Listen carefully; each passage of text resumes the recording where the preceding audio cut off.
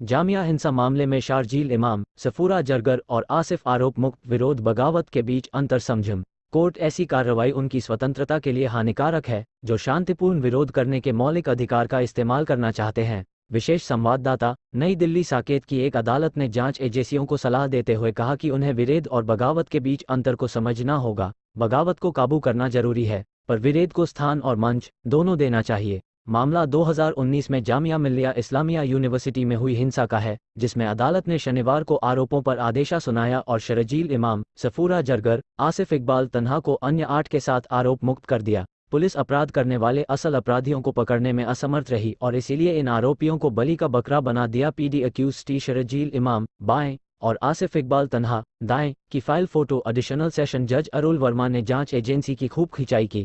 अदालत पर मौजूद ने कहा कि वो असल अपराधियों को सकते पकड़ने में असफल रही, उन्हें निश्चित उनके खिलाफ रूप से बलि का बकरा बना दिया गया। इमाम अदालत ने कहा कि पुलिस ने विरोध करने हुए अदालत वाली भीड़ में से कुछ लोगों को आरोपी को लंबे और अन्य को पुलिस गवाह के रूप में की कठिनाई पेश करने के लिए मनमाने ढंग से चुना आपराधिक है।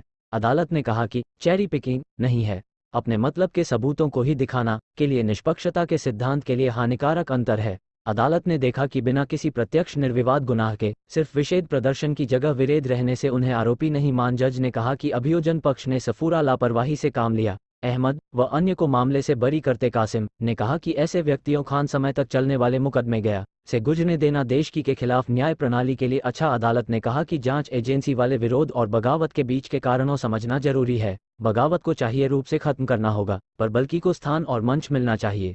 अभिव्यक्ति जरगर के अलावा मो अबूजा, उमर मो, शोएब, महमूद अनवर मो, बिलाल नदीम, शहजर रजा और चंदा यादव को आरोप मुक्त किया। हालांकि कोर्ट ने मोहम्मद इलियास दंगे के आरोप तय किए हैं।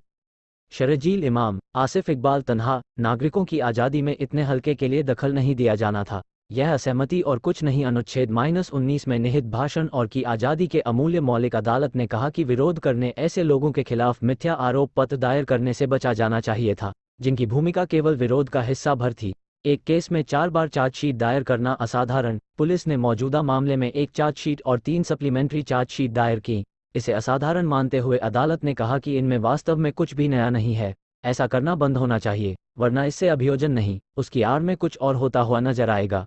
अदालत ने कहा कि रिकॉर्ड पर ऐसा कुछ भी नहीं है जिससे प्रथम दृष्टया ये कहा जा सके कि आरोपी किसी दंगई भीड़ का हिस्सा थे। मामला दिसंबर 2019 में जामिया मिल्लिया इस्लामिया यूनिवर्सिटी में हुई हिंसा की घटनाओं से जुड़ा है। हालांकि इमाम अभी भी 2020 के नॉर्थ ईस्ट दिल्ली दंगों के संबंध में दर्ज दूसरे मामले में हिरासत में है। जेल से शरजील इमाम राष्ट्रविरोधी भाषणों और दिल्ली दंगे को साजिश से जुड़े मामलों में भी आरोपी हैं और इनमें बाहर से किसी भी मामले में उन्हें अभी तक कोई जमानत नहीं मिली है।